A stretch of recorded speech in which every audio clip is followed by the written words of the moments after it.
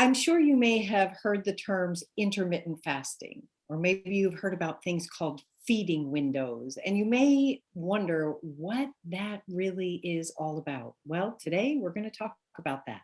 I'm Mira Dessy, I'm the ingredient guru, and I talk to you about what's in what you eat. Today, I am delighted to introduce my good friend and colleague, Dr. Sally LaMont, who's going to talk to us about the importance of when you eat. So I'm going to tell you a little bit about her, and then she is going to share some fabulous information with us. Dr. Sally LaMont, ND, is a naturopathic doctor and acupuncturist with over 30 years of experience in functional medicine. She practices at the beautiful Marin Natural Medicine Clinic in Larkspur, California, and specializes in a range of digestive problems, immune, thyroid, adrenal, and female hormonal imbalances. She also practices for people with cognitive decline and other chronic diseases. As executive director of the California Naturopathic Doctors Association, Dr. LaMont led the successful legislative campaign to license naturopathic doctors, NDs, in California. Her love of cooking and firm belief in food as medicine inspired her newest project, Dr. Sally's Kitchen, an educational website offering RX recipes and food pharmacy guidance for patients and practitioners alike. Dr. Sally, thank you so much for being here. I am so excited to learn what you're going to share with us. Thank you so much, Mira. It is a pleasure to be with you today. And I have put together a little slideshow, so I'm going to share my screen and get that going, and we'll jump into the topic of intermittent fasting. So I want to welcome you and tell you that intermittent fasting is really more about when you eat than what you eat. It's really about eating in a shorter time frame and extending your overnight fast. You fast overnight anyway. We just want to stretch that time out. So it's more about when you eat than what you eat. And that does not mean that what you eat doesn't matter. It completely does. But when you eat makes a bigger difference than we've ever understood. So if you're struggling to lose weight, lower your blood pressure or blood sugar without radically having to change what you eat right off the bat, then it's time to learn about intermittent fasting. And it's one of the techniques I use in my practice and in a course I am getting ready to teach, and I'll share that with you in just a minute. So for those of you who don't know me, I'll take just another moment you got my introduction that I have a practice in Northern California.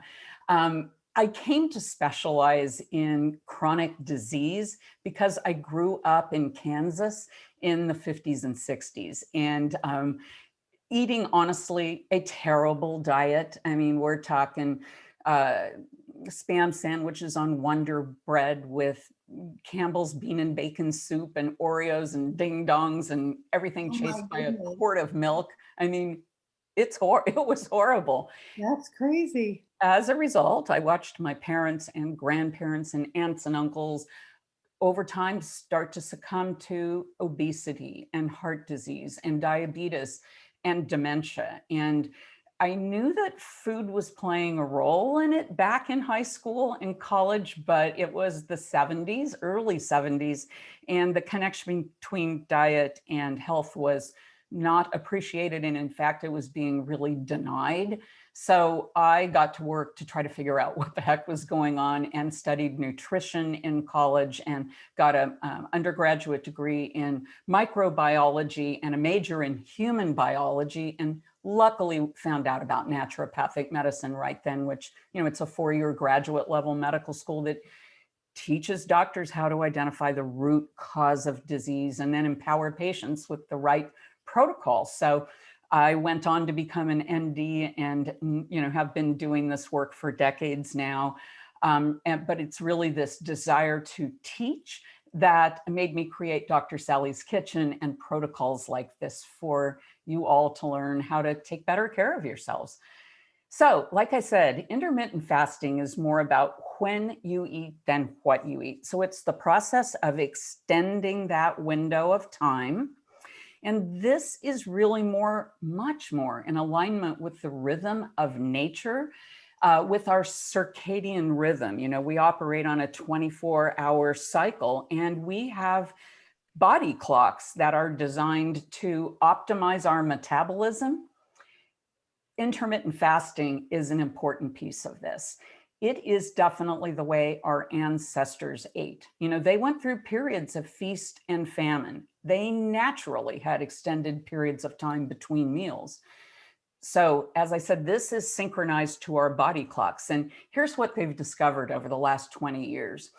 Each organ has its own body clock. For example, the pancreas at around 8 p.m., it's the organ that makes insulin to help carry sugar into the cells. It's the organ that makes digestive enzymes. Well, around 8 p.m., the pancreas begins to shut down operations and move into the sleep cycle, the rest and repair cycle of sleep. So when we eat a bowl of ice cream at 10:30 or 11, that sugar, fat, carbohydrate ends up getting stored as fat. It contributes to heartburn and insomnia and throws our hormones out of balance, and it's definitely an issue. So, our body is designed around this 24-hour cycle. The first rays of the morning light come in and they shut down melatonin production. They signal the hypothalamic pituitary axis of these hormones to secrete thyroid and cortisol to wake us up and get moving. And we had to wake up and get moving. Our ancestors were, on a mission to secure food, and we ate and hunted and cooked in the safety of light of day. We're not nocturnal feeders like our cats or rats. Our ancestors feasted one day, they semi-fasted until another meal was secured. And that is the exact opposite of the way our lives are today. We go into a grocery store filled floor to ceiling with refined and processed foods and sugary snacks, and then we eat them 24 hours a day. This whole idea of eating 3 solid meals a day is really a modern social construct designed around the 9-to-5 workday. So in our current built environment, we tend to work inside all day, maybe skip lunch, and then end up feasting at night. And as I said, this just throws our body out of its natural circadian rhythm, and the result is a chronic disease epidemic.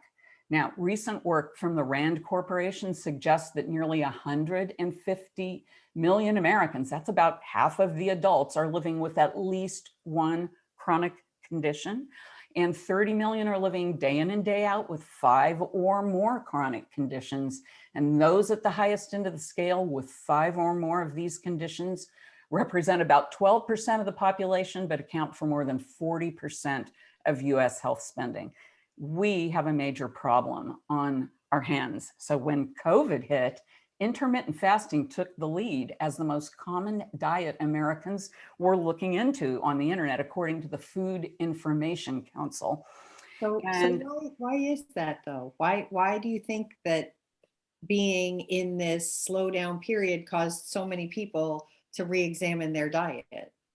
Well, I think because we quickly began to use food as our security and as our comfort. And fairly quickly, people realized they were eating all the time, and they heard the concept intermittent fasting and they Googled it. That's what I think they're talking about. It was something that people were looking at, but we know so many people have put on the COVID-19. Obviously, this is a topic of interest, but it isn't something that people have yet fully embraced. And that's why I wanted to do this webinar for you guys. And I'm astonished by the number of clinical trials. I had no idea that there were that many of them. There are, and I want to show a couple of them to you because Okay, I think great. they're interesting. Yeah. I love this little picture. I first heard it at a talk by Walter Longo, that PhD at University of Southern California who wrote the book, The Longevity Diet. And so in this study, it was a study done on time-restricted eating with mice. And this is what they observed. So the researchers took a group of obese mice, like in that first box, and they fed them chow and they let them eat ad lib. Ad lib means as much as a person wants and whenever they want. And not surprisingly, these little mice grew more obese. And then they took that same group of obese mice and fed them in a shorter window of time, time-restricted eating, and they became obese, but they were still relatively fit. Now, in this middle group, they took a group of lean mice and they let them eat ad lib, and of course, they became obese.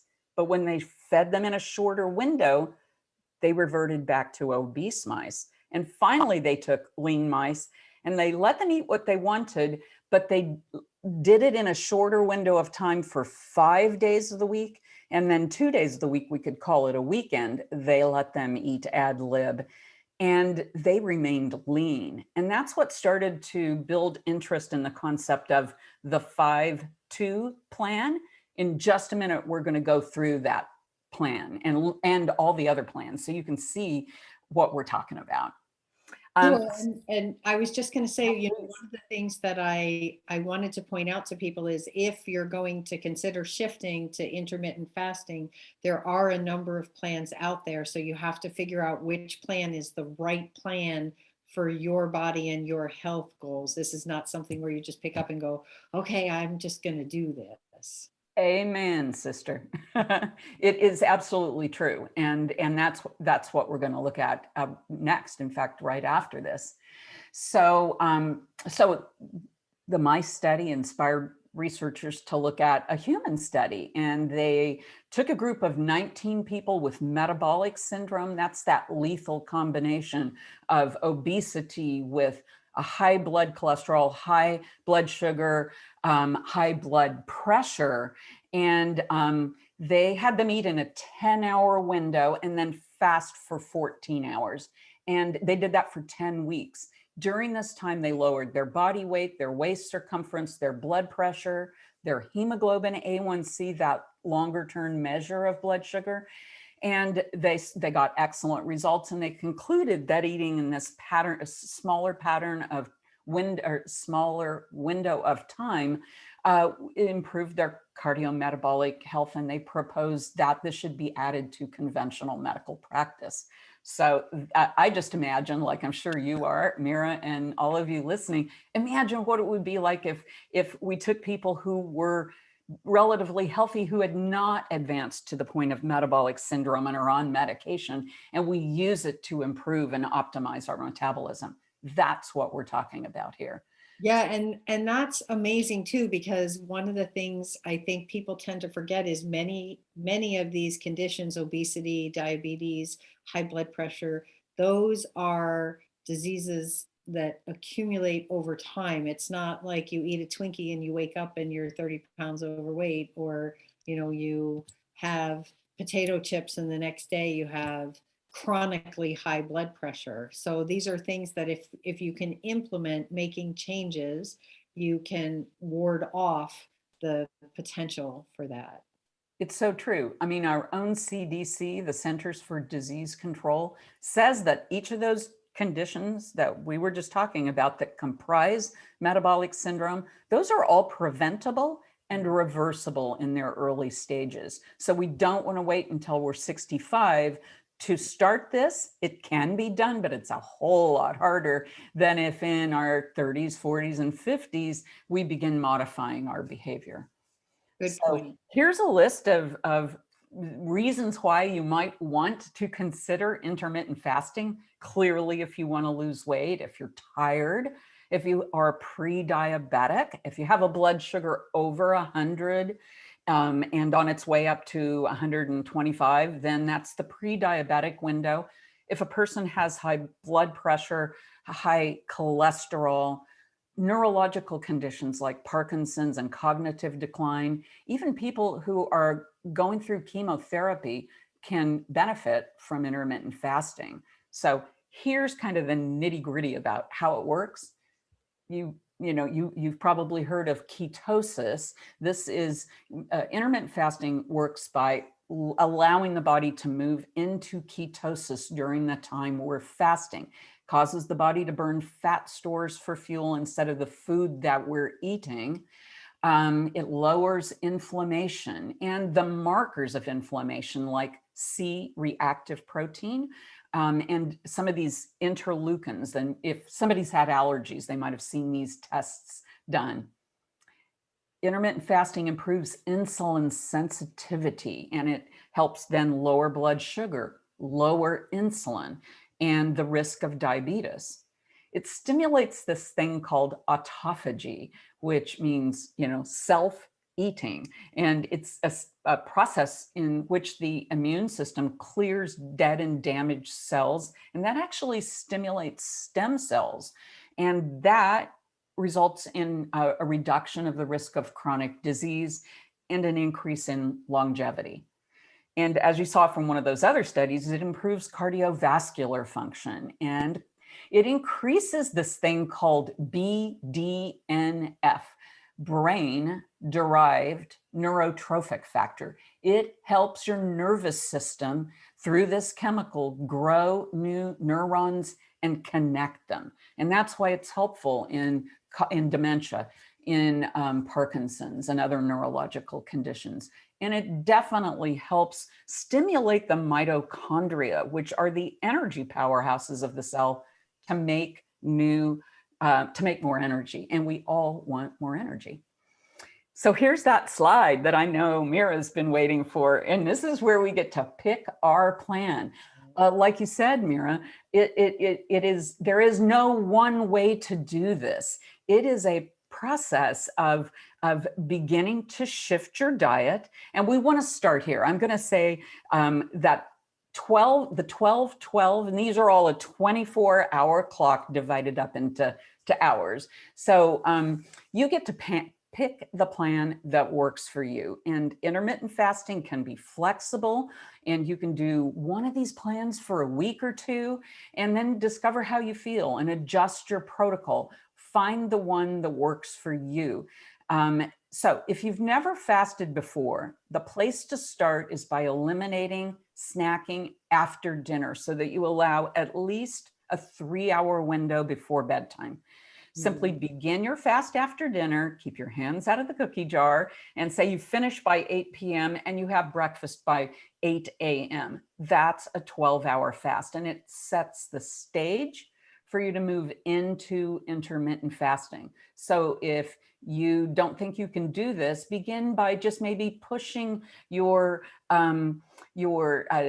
breakfast out a half hour each morning for a week. And so you do it in baby steps. We're going to talk about how to handle hypoglycemia and all that in a minute. The real benefits kick in when you go to what is called the 16-8 window. So you're eating in an 8-hour window, say maybe 11 a.m. until 7 p.m., and you have a 16-hour overnight fast.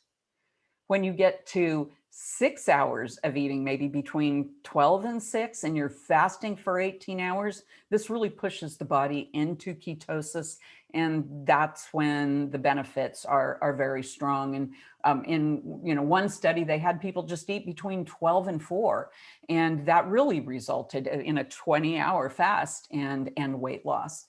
So there's all different ways that can do it. There's something called OMAD, or 1 meal a day, where you eat just within a 1-hour window. I find that the least appealing. I think it takes a very strong metabolism to not be able to eat until 1 o'clock, and then you eat a lot between 1 and 2 and don't eat again. But it's one of the approaches. There's also alternate day fasting. And so this plan is about eating just about 500 calories one day. That's considered fasting. And then eating normally the next day. This seems to kick ketosis into gear and autophagy. It lowers inflammation, blood sugar. It's one of the patterns. And then, like the mice in that last set, One pattern is to eat normally, is to eat in a time restricted window 5 days a week. And then on the weekends, you let go and eat whatever you want.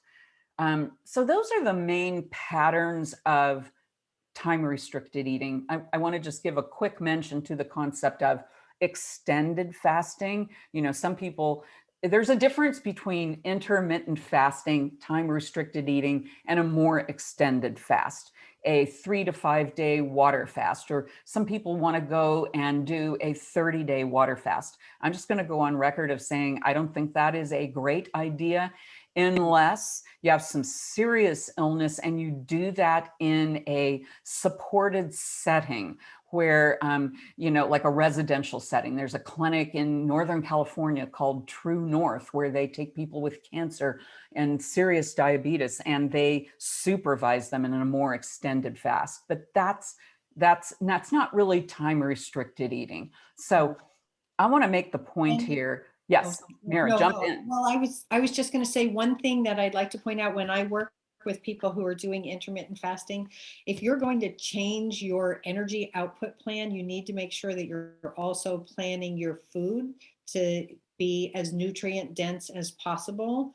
So don't go from, maybe being a moderate activity person to all of a sudden deciding you're going to become a marathoner or a triathlete or something like that, and not expect that you don't have to modify, because especially if you're eating in a smaller window, you Right. need to pay even more attention to how you nourish your body for whatever the output is expected. Absolutely. And that's why I've got that last line there at the bottom that says, eat a protein powered brunch and dinner. I'm a fan of 2 solid, really well composed meals a day with at least 5 to 7 servings of veggies and fruit, maybe 4 ounces of lean protein at each meal, high quality fats, so that you're really nurturing your body. I know some of those studies let people eat, just chow, practically whatever they wanted. And it still improved results. But exactly to your point, Mira, when you put high quality food in, your body's going to thrive and you're going to have lots less problems with it. So Sure, absolutely. time restricted is eating, and intermittent fasting really isn't for everybody. And in fact, you're going to want to talk to your healthcare provider about this, especially if you have any history of bulimia, anorexia, binging and purging. If you've restricted food in a unhealthy way in the past, you need support to not have that trigger an unhealthy pattern of eating.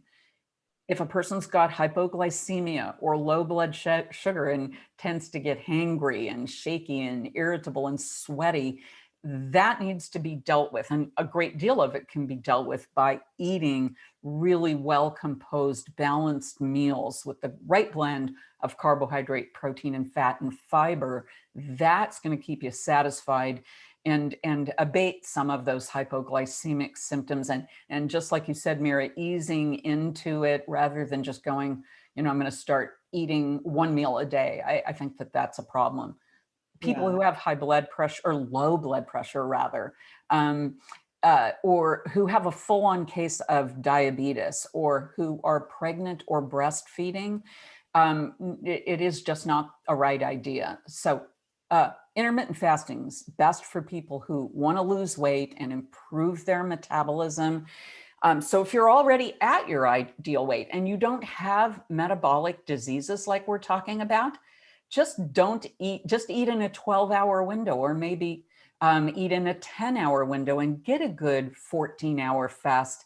That's going to be a way to keep you there over time so that we don't end up with these metabolic diseases. So I'm going to get ready to close here with just some tips for success. And it's kind of like what we've been talking about, starting with a plan that works for you and then adding time to work into longer fasts. Remember, this is flexible. There's no one way to do it. So try a pattern for a week or 2 at a time and build on that. Begin with a 12-hour overnight fast and work up, delaying your breakfast.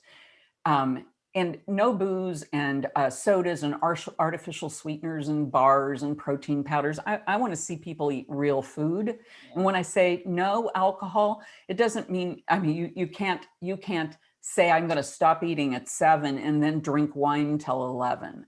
That's not intermittent fasting. Those calories are still going in, there's still sugar. So if you want to have some kind of an alcoholic beverage, limit it to 1 and do it with dinner so that when you are done eating, you're not continuing drinking, because that doesn't float. So I'm recommending 2 to 3 nutrient dense meals, like I said, with at least 5 servings of veggies and fruits, 3 of veggies and 2 of fruit, at least 8 ounces of protein split into 2 meals.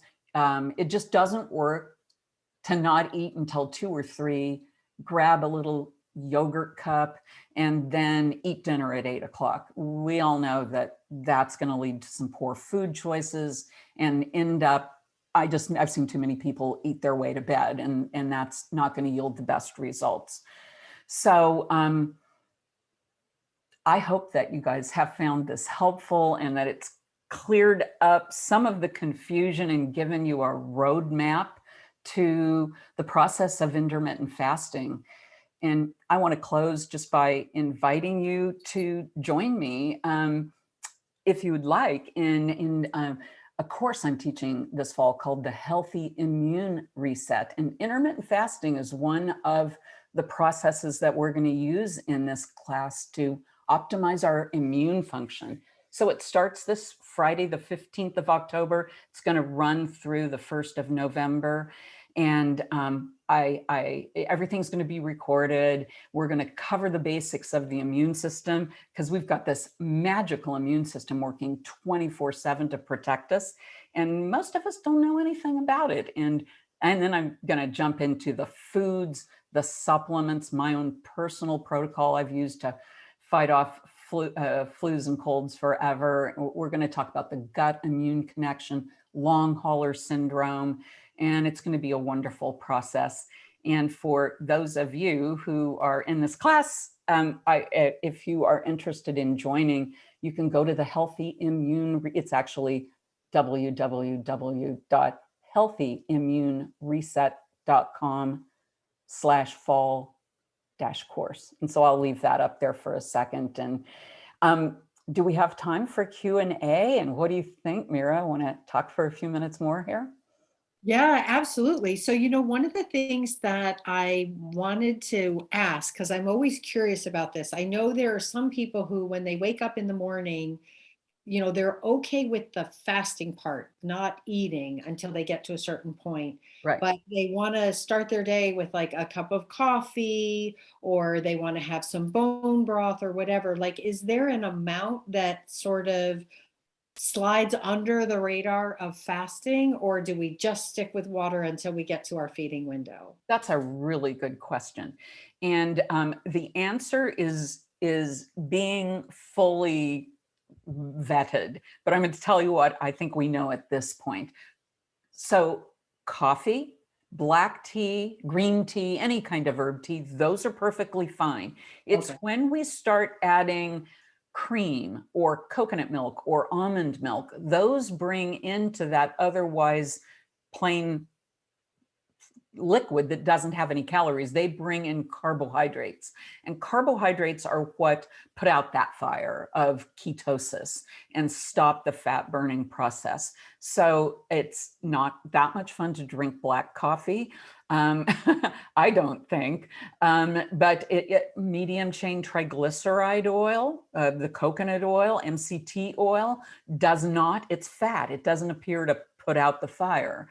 Same with bone broth. That's mostly protein, a little bit of fat, almost no carbohydrate. That doesn't put out the fire. And so you can use those things to get you through till, 8, 9, 10 o'clock, 11 o'clock, whatever works. But you can't, just like you can't have wine after dinner because it puts out the fire of ketosis that would just be starting to burn. You don't want to throw cold water on that fire in the form of cream in your coffee or even, coconut milk, anything with carbohydrate. Sure. Okay. So, and then I have one more question. Yeah. We talked about how there are lots of different ways to do this, and people can try different methods. Right. Obviously, if one's not working for you, stop it. But if you're just curious and want to try another method, do you recommend like a rest time in between each different variant until you find the one that works for you? Or is it okay to pop from, say, a 10-hour window to a 6-hour window to, alternate day? Yeah, I think that you have to think about your body type, and if you struggle with energy or fluctuating blood sugar or blood pressure, it's probably better to take a few days to stabilize and then look at moving to a shorter window of time. I think you can always go from that shorter window of time back out. Maybe then instead of going from 12 hours of an overnight fast to, you wouldn't want to go to just eating in a 6-hour window without working in. But if you've been eating in a 6-hour window, you want to back out of that, I think that there's no problem there. I like the idea of a buffer zone. We do not have to do intermittent fasting every day for the rest of our life to be healthy. Yeah. That's the bottom line. It's a tool. It's Yeah. a technique. It's an opportunity to find out how eating in a certain window affects your metabolism and your health. And overall, we eat too much in America.